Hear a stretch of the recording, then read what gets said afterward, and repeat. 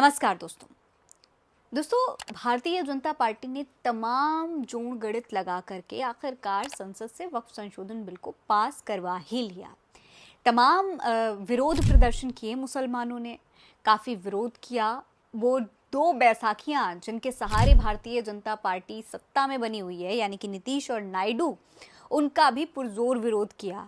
तमाम मुस्लिम संगठनों ने उनके इफ्तार पार्टी में जाने से मना कर दिया, उनकी ईद की जो पार्टियां होती हैं उनमें जाने से मना कर दिया। बिहार के चुनाव होते हुए नीतीश कुमार पर निशाना खूब साधा, खूब उनका विरोध किया, लेकिन बावजूद इसके भारतीय जनता पार्टी पीछे नहीं हटी और सब कुछ कर लिया और वक्फ संशोधन बिल को आखिरकार पास करवा ही दिया। यानी कि मुसलमानों का जो पुश्तैनी हक था, जो अधिकार था, उसको आखिरकार छीन लिया गया है।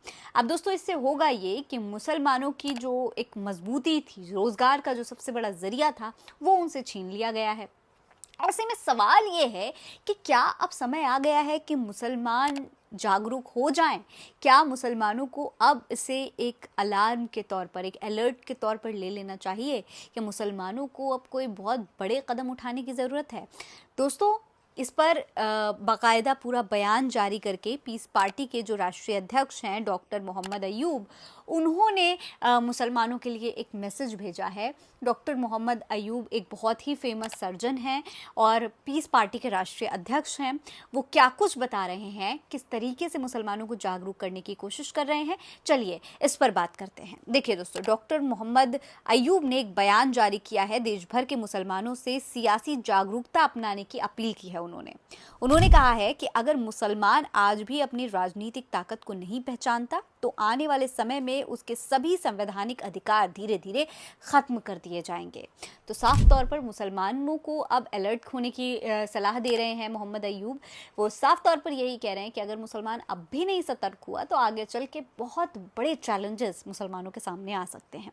इसके अलावा उन्होंने ये भी कहा कि संविधान के आर्टिकल 341 के तहत हिंदू दलितों को आरक्षण का लाभ दिया गया, लेकिन अगर वही व्यक्ति मुसलमान हो तो उसे इससे वंचित कर दिया जाता है। 10 अगस्त 1950 से लेकर आज तक ये अन्याय जारी है और मुसलमानों की आवाज़ को दबाया जा रहा है। लेकिन अब समय आ गया है कि मुसलमान अपने हक के लिए संगठित होकर सियासी भागीदारी सुनिश्चित करें।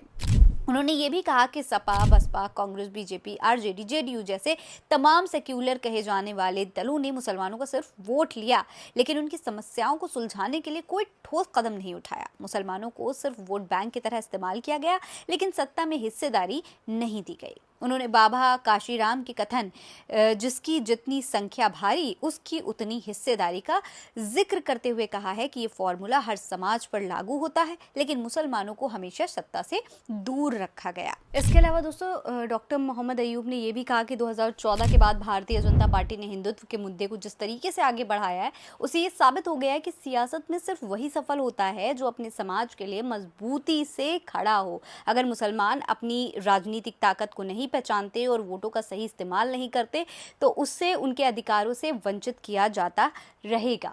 यानी कि साफ तौर पर मुसलमानों से ये कहा जा रहा है कि अगर आपके पास वोट का अधिकार है तो उसका सही इस्तेमाल करिए, उनको वोट दीजिए जो आपके लिए काम कर रहे हैं, आपके हक के लिए आवाज़ उठा रहे हैं। किसी का वोट बैंक बनकर मत रहिए। इसके अलावा उन्होंने ये भी कहा है कि वक्फ संपत्तियों और मुसलमानों के अन्य मुद्दों की लड़ाई सड़कों पर नहीं बल्कि विधानसभा और सदन में बैठकर की जा सकती है।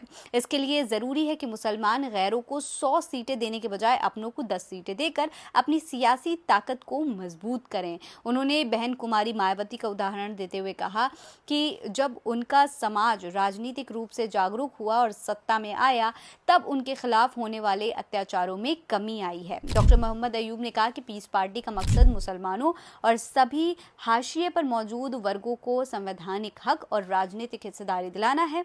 उन्होंने सभी मुसलमानों से अपील की है कि वो अपनी सियासी जागरूकता बढ़ाएं, अपने मत का सही इस्तेमाल करें और खुद को सिर्फ वोट बैंक के रूप में इस्तेमाल होने से बचाएं। तो साफ तौर पर डॉक्टर अयूब जो हैं वो मुसलमानों से कह रहे हैं कि भाई सही इस्तेमाल करिए अपने वोट का।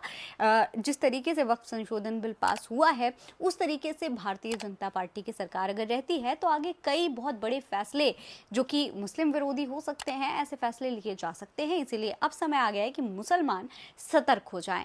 और पीस पार्टी की बात करते हुए उन्होंने साफ तौर पर कहा है कि पीस पार्टी क्योंकि मुसलमानों की पार्टी है, मुसलमानों के हक की बात करती है, तो उसके बारे में मुसलमानों को विचार करना चाहिए। इस पर आपकी क्या राय है, कमेंट सेक्शन में लिखकर हमें ज़रूर बताएं।